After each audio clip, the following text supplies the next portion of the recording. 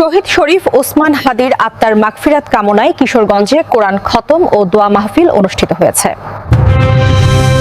Sunbit সব দিবে সামাল। সানবিট ম্যাজিক প্রেস ডিশওয়াশিং এর মাথা ঘোরানো সলিউশন। কিশোরগঞ্জ জেলা প্রতিনিধির পাঠানো ভিডিও ফুটেজে সম্পূর্ণ প্রতিবেদনটি দেখুন। কিশোরগঞ্জে শহীদ বীর শরীফ ওসমান হাদির রুহের মাগফিরাত কামনায় কোরআন খতম ও দোয়া। ভারতীয় আধিপত্যবাদ বিরোধী আন্দোলনে শহীদ বীর শরীফ ওসমান হাদির রুহের মাগফিরাত কামনায় কিশোরগঞ্জে পবিত্র কোরআন খতম ও দোয়া মাহফিল অনুষ্ঠিত হয়েছে।